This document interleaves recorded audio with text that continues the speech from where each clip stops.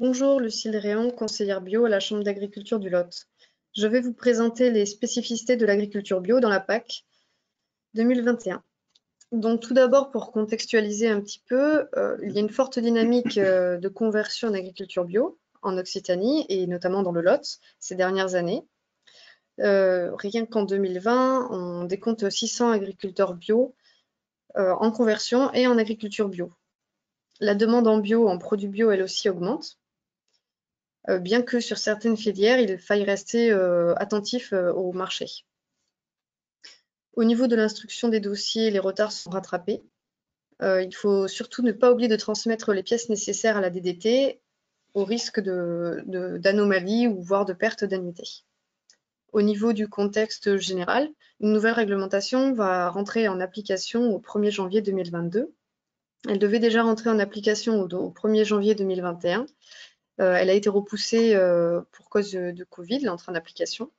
Cette nouvelle réglementation s'oriente surtout sur des changements sur l'origine des animaux et l'origine des végétaux et sur le bien-être animal, donc notamment la sortie des animaux. Alors tout d'abord, la conversion bio passe par plusieurs étapes. Il faut premièrement contacter un organisme certificateur. Donc il y a une liste d'organismes certificateurs agréés par l'INAO. Les organismes certificateurs vont faire un devis. Lorsque vous signez ce devis, en fait, vous vous engagez auprès de l'organisme certificateur.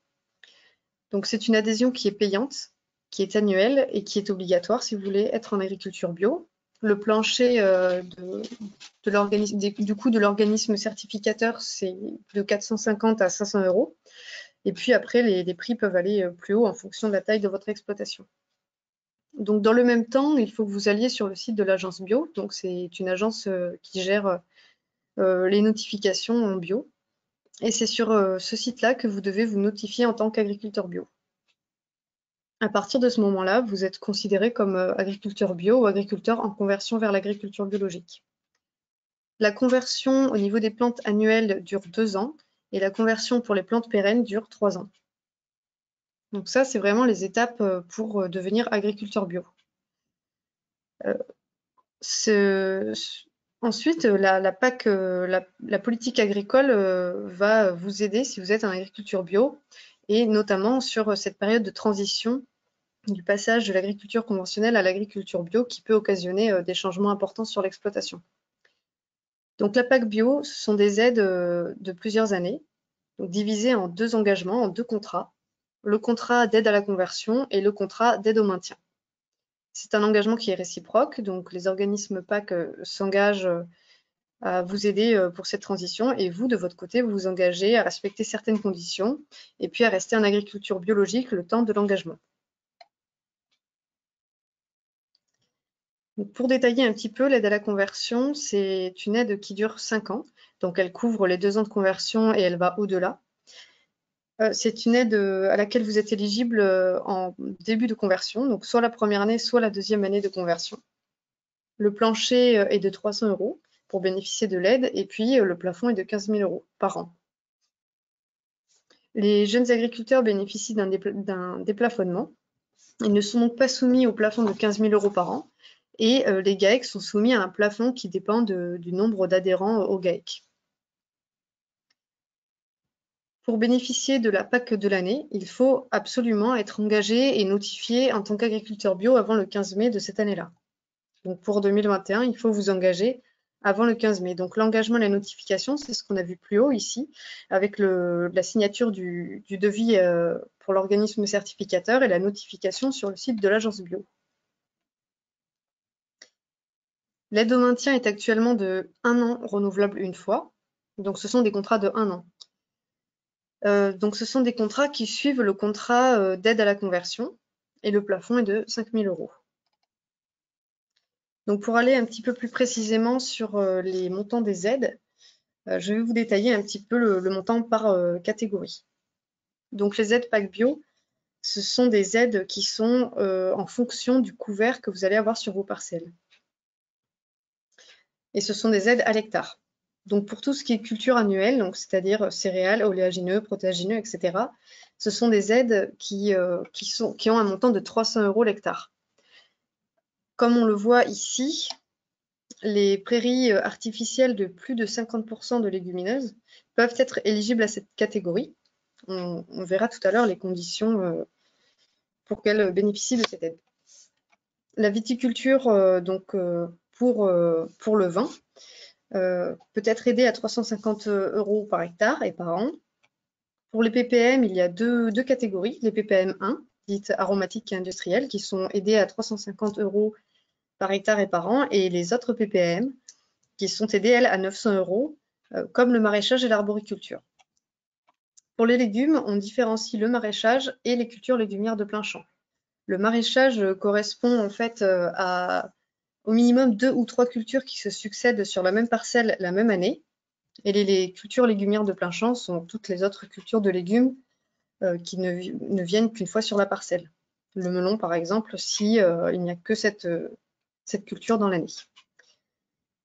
Ensuite, il y a la catégorie prairies et parcours, qui peuvent être aidés à 130 € l'hectare ou 44 € l'hectare en fonction du couvert, et qui sont soumises, elles, à des conditions d'élevage. En fait, pour bénéficier de ces deux aides-là, il faut que ces parcelles-là soient reliées à un atelier d'élevage avec un chargement minimum de 0,2 UGB par hectare. Toutes les prairies sont éligibles à 130 € l'hectare et certains parcours sont éligibles à 44 € par hectare. Donc tout ce qui est bois pâturé ou surface pastorale avec une prédominance de lignes d'arbres sont éligibles à 44 € l'hectare. Donc toute cette partie à droite, ce sont les montants équivalents pour l'aide au maintien. C'est-à-dire l'aide au maintien, un contrat d'1 an. L'aide à la conversion, un contrat de 5 ans, comme on l'a vu tout à l'heure. Selon chaque catégorie, il y a certaines conditions à respecter, qu'on va voir juste après. Donc les prairies temporaires, les prairies artificielles qui ont une prédominance de légumineuses peuvent être éligibles à la catégorie culture si elles rentrent dans une rotation.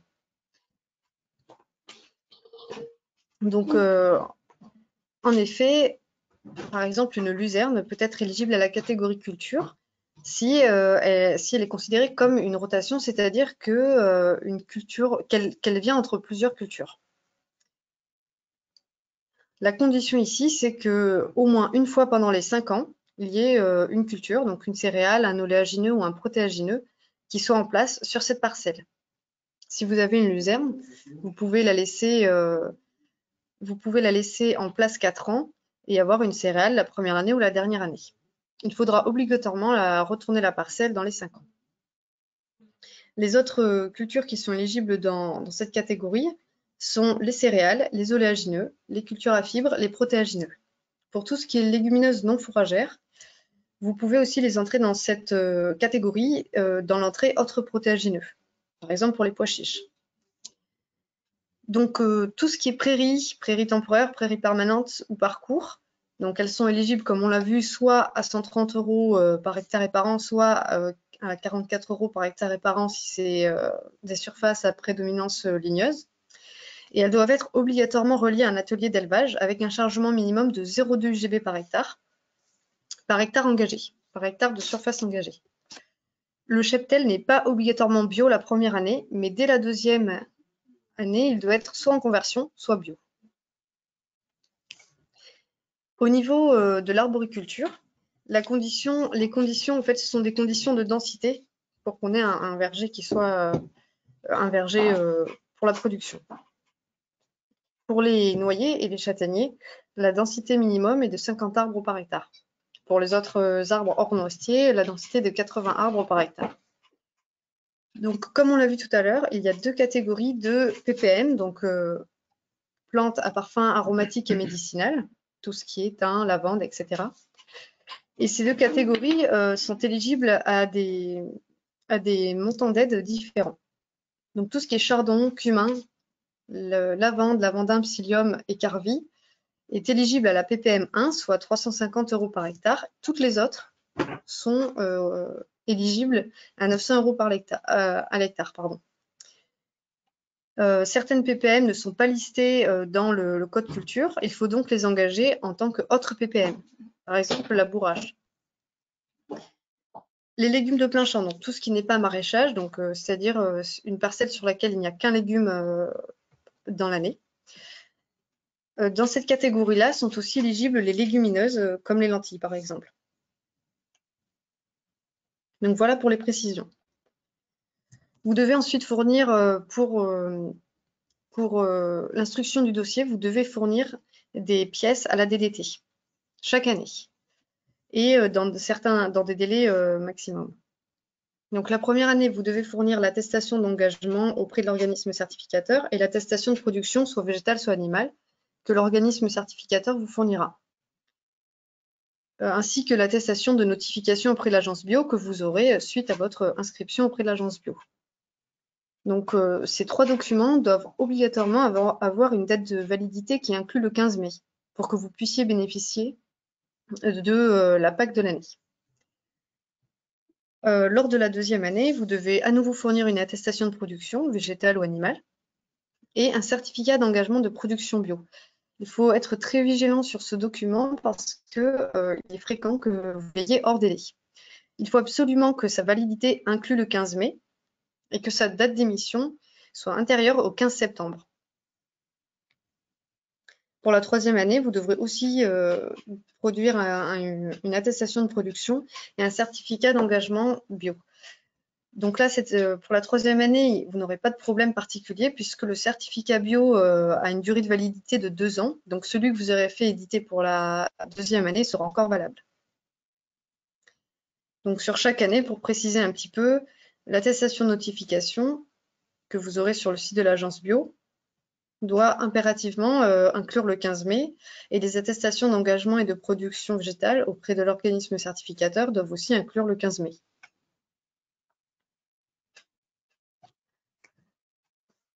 Donc, pour vous montrer un petit peu à quoi peut ressembler une attestation d'engagement qui est fournie donc par l'organisme certificateur.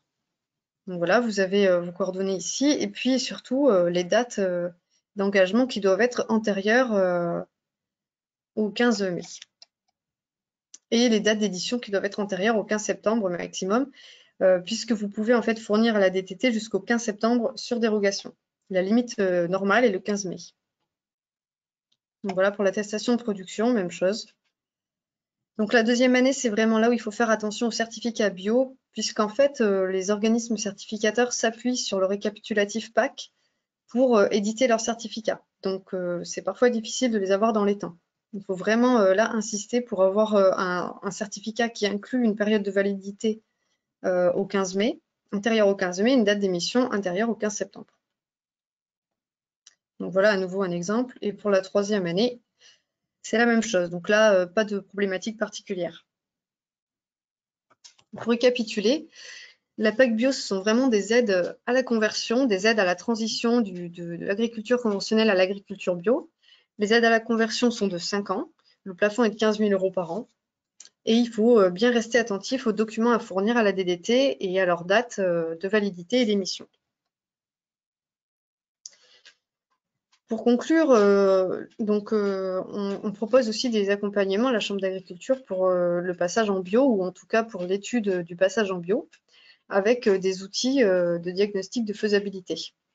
Le pass expertise bio, qui coûte 1 500 € et qui est pris en charge à 80% par la région, permet en fait de faire un diagnostic technique et un diagnostic économique en fonction du projet. Et ça vous permet aussi un accès facilité à la mesure 412, qui est une mesure d'aide à l'investissement de la région. Donc c'est un outil très intéressant si vous vous questionnez sur le passage en bio. Il est vraiment adaptable à l'exploitation et de plus, il ne vous engage en rien à passer en agriculture bio. Vous pouvez bénéficier d'autres aides quand vous êtes en agriculture bio, donc notamment le crédit d'impôt, c'est-à-dire un crédit sur l'impôt de l'année passée. C'est-à-dire que pour en bénéficier sur 2020, il faut vous faire la demande en 2021. Donc c'est une aide qui peut aller jusqu'à 3 500 € et qui peut être cumulable avec les aides PAC bio si elles sont inférieures à 4 000 €. C'est-à-dire que si vous avez des aides PAC bio qui sont supérieures à 4 000 €, vous ne pouvez pas toucher le crédit d'impôt. Et si vous avez des aides PAC bio qui sont inférieures à 4 000 €, par exemple 3 800 €, vous pouvez bénéficier du crédit d'impôt pour compléter jusqu'à 4 000 €. Voilà, merci de votre attention. Si vous avez d'autres questions, il ne faut pas hésiter à me rappeler ou alors à appeler vos conseillers de secteur. Merci beaucoup et bonne fin de journée.